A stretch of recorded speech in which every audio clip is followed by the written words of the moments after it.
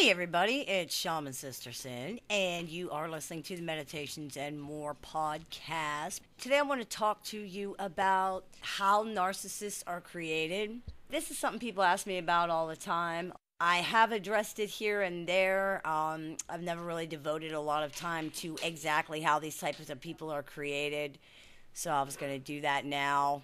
I'm not going to focus too much on the mechanics of the disorder, such as issues with object permanence and faulty schema in the brain and things like that, but more rather on how it's created. In the episode of the show entitled Are Psychopaths Actually Narcissists? I went into a lot of detail about the narcissistic wound and how important that is to the creation of the pathological narcissist. The narcissistic wound is basically the trauma or series of trauma that happened to the person that made them into a narcissist. It is the defining psychological injury which occurred during the narcissist development. This is usually at a very, very young age. For the narcissist, the trauma or traumas occurred after some emotions developed, but before regulation of these emotions or empathy was learned. And basically, the farther down they are toward a psychopath, we could assume the earlier the wound occurred. So generally, this would be around the time that they were a toddler, because these things do have to be learned. Empathy and regulation of emotions, those things are not innate. So if a person is never taught these skills, they'll never have them. Therefore, we could say that many narcissists suffer from too much emotion rather than not enough, even though they may seem to have none. The emotions they do possess are out of control and unregulated because they're unable to control the emotions in a normal way, pretty much the same way a really young child is unable to control their emotions. The narcissist's emotions are all self-focused, however, again, like a really young child. And if they possess empathy at all, it's generally maladaptive and dysfunctional. The few emotions they do have they're just too important. They are the focus of the narcissist's entire being. To the narcissist, feelings are fact. Feelings are everything. It's for this reason that they're unable to empathize with other people, especially when their own emotions are involved in the situation. Other people just don't matter as much as how they feel. So what could have caused the narcissistic wound? Could be many things. Often it is abuse of different kinds. There might be sexual or physical abuse in the narcissist's past. One of the key elements, though, that we often see with narcissists is neglect, either emotional or physical. We often find that the narcissist's parents were unavailable, either emotionally or physically. One of the parents may also be a narcissist of some kind. This is actually not uncommon, and of course that would certainly fall into the category of an emotionally unavailable parent. Because the child's needs are ignored by the parents, the child begins to hyper-focus on their own needs in self-defense. All children are narcissistic in nature because, as we said, things like empathy need to be learned. But with the narcissist, at the time during development when the child's attention should be guided by the parents outside of themselves to learn empathy and concern for the world around them, the soon-to-be narcissist only becomes more focused inside on themselves. There often is no guide for the narcissist. They are ignored and left alone to teach themselves. They have only themselves to rely on, and this becomes a pathological situation where, though they grow older and have adult intelligence and experience, the emotions and ego never mature beyond this point. The problem becomes compounded as they grow older and continue to reach out to the parent for guidance, love, validation, or approval, only to be ignored and rejected. They are often only noticed when they act out or when they achieve something extra special. This is especially true in situations where there is a narcissistic parent and the child is used by the parent to make the parent look good, or where the child is only treated nicely in front of other people.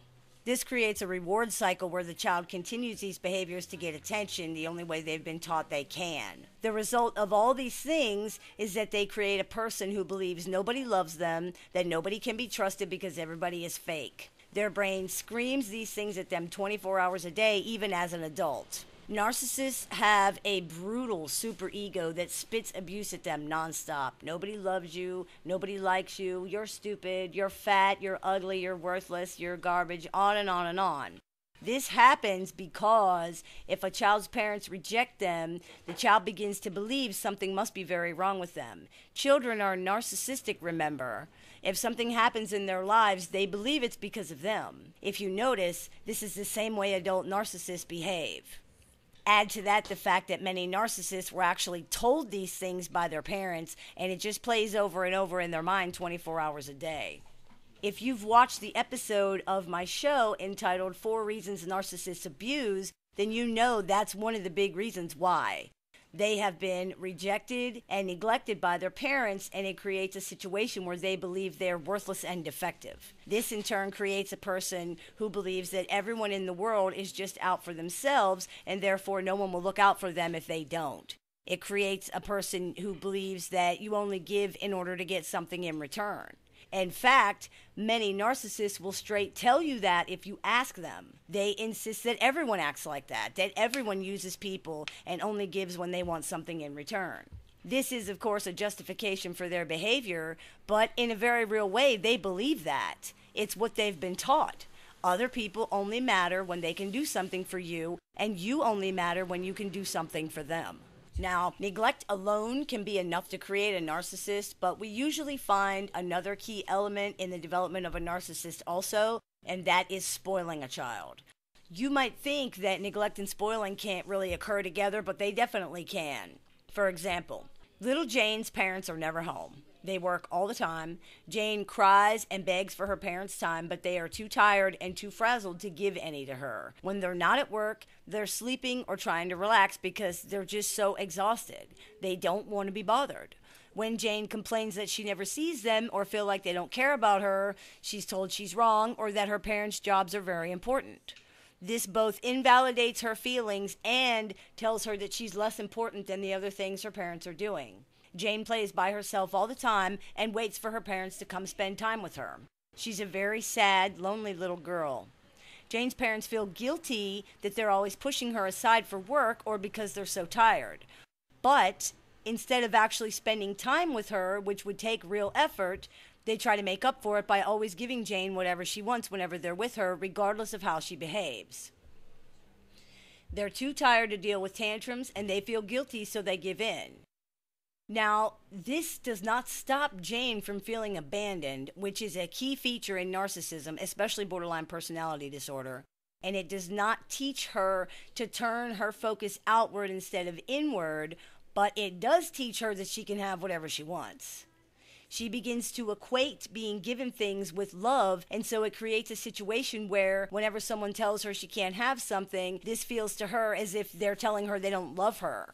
This hurts her very badly. It also angers her furiously because she's been taught that she can have whatever she wants just because she wants it. So she explodes in rage and grief and anger every time she's told no. She's never encouraged or helped to mature and learn to take care of herself. Jane's parents have created a narcissist with their neglect and indulgence. Another example is little Johnny. Little Johnny's mother is a narcissist. He is ignored almost all the time because his mother is too caught up in her own problems, and his father locks himself in a bedroom whenever he's at home because he cannot deal with Johnny's mother's behavior. Johnny does not understand why his mother is angry all the time, but he learns to avoid her and take care of himself. She seems to be angry at him, and he receives a lot of verbal and emotional abuse from her and from his father. When he comes to them with problems, he is ignored, dismissed, or even laughed at. The only time they are nice to him or notice him is when other people are around. His mother is given to fits of hysteria. She cries a lot and is often overtly suicidal. When Johnny talks about these things later, he is told he is imagining things or that he is lying or crazy. Johnny's mother's constant denial and his father's endorsement of it, along with the father's support of everything the mother does, even when it's blatantly wrong, invalidate Johnny's feelings to the point that he believes he cannot trust his feelings or his perception.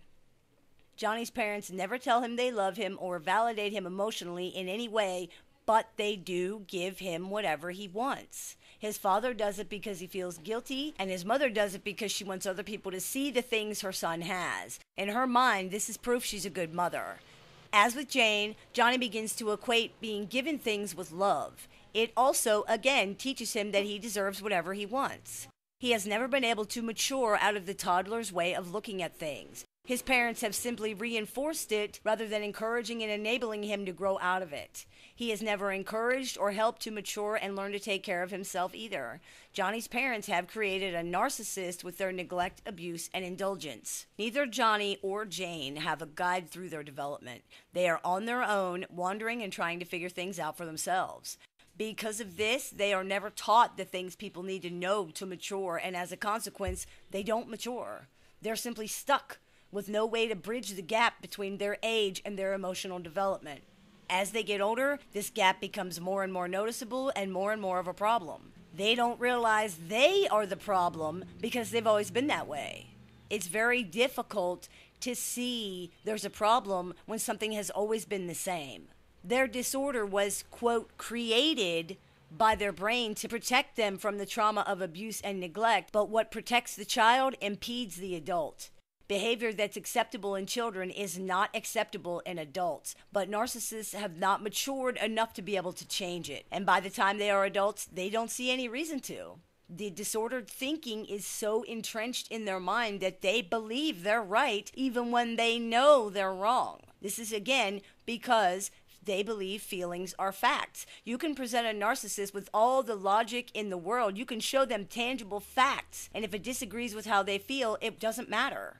They either cannot or will not recognize the problems in their own behavior. If they ever do see these problems, there's always a reason why it's someone else's fault. Well, yes, I did that, but it's because you did this and you made me. That type of helplessness is also very childish. Children are not the masters of their own destiny, and adult narcissists don't seem to think they are either. They seem to view themselves as helpless children in a world of domineering, oppressive adults. Or they view themselves as needing to be the most oppressive and the most dominant of all the other people. With both types of narcissists, the manipulations they employ against people and the lies they tell are often really childish. It's the type of things that children would do to each other or use on a parent to get their way. I myself actually usually think of narcissists as 2-year-olds in adult bodies because that's what you're dealing with. A person with adult intelligence and experience who has the emotional capabilities and controls of a toddler. There's a big disconnect here, and this disconnect creates some very specific problems in their thinking and with their reasonings, and these things are really hard to overcome. If the person is also unwilling to try or unable to even see it, overcoming these things then becomes impossible. So there you have it. The recipe to create a narcissist is neglect and indulgence. If you alternately ignore, invalidate, and spoil a child, you will create a dysfunctional, empty, angry person who is not only unable to see or care about anything except for their own feelings, but who also believes they are entitled to anything they want and is unable to deal with the frustration that results from not getting it. Narcissists are lost, sad, empty children walking around the world with nowhere to be and no one to care about. It's a terrible, crushing disorder that ruins lives. The best way to combat this disorder is to be a good mother or a good father. Spend time with your kids, listen to them, validate them. Don't try to talk them out of their feelings. The world is in the midst of an epidemic of narcissism right now. We have to try to reverse it before it's too late. I hope this clears some things up for you. Thank you for listening to the Meditations and More podcast. May the Great Spirit bless you and have a wonderful day.